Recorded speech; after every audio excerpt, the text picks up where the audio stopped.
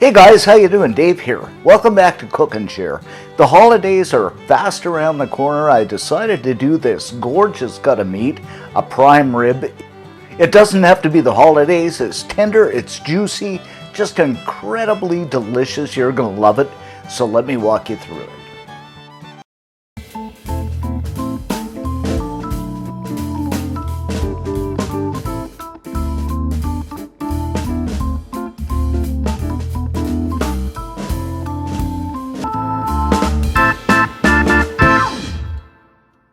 So what I have here is a 3-pound prime rib, and I asked the butcher to cut the bone off and tie it back on so it gives it that extra flavor.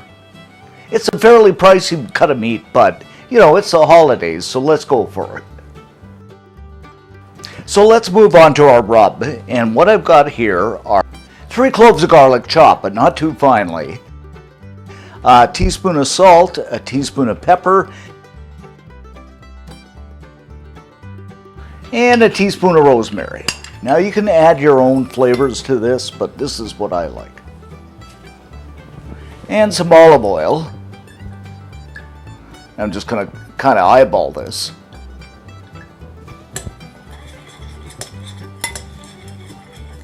Now we're going to put the rub onto the meat and rub it on all sides so it's nice and yummy. Smells so good.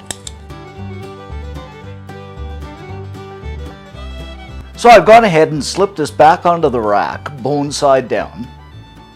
And I'm going to slip this into a 450 degree F, 230 Celsius preheated oven for about 15 minutes.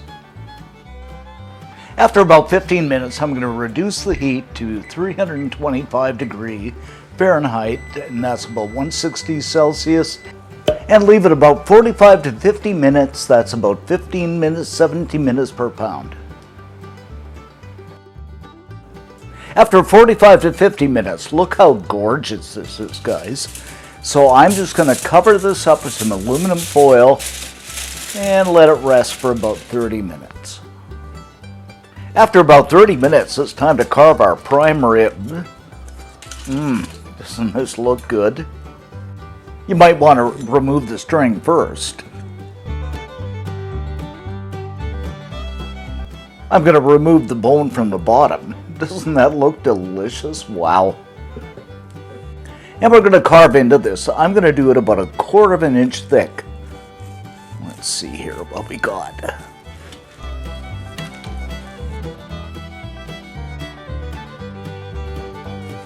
And look at this, guys, how beautiful and juicy it is. Perfect prime rib.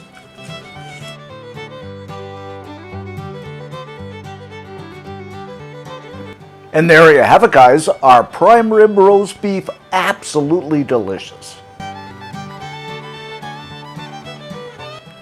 So I'm going to serve this up with some mashed potatoes. And if you want to find out how to make perfect mashed potatoes, we have a recipe for that too.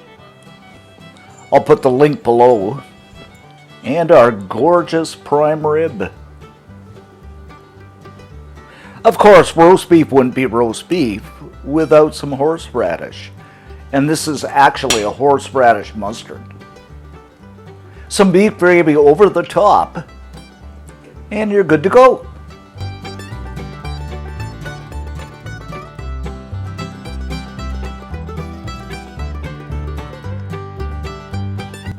So let's give this a taste test.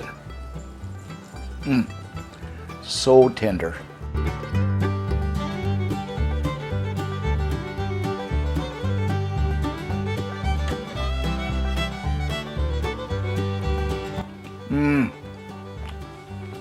Oh guys, it's juicy, it's tender, it's well spiced. I just love it. I'm gonna have to have more. For this recipe, head on over to cookandshare.com. All kinds of cool stuff over there, you're gonna love it. Thanks for watching, thanks for subscribing, and see you next time.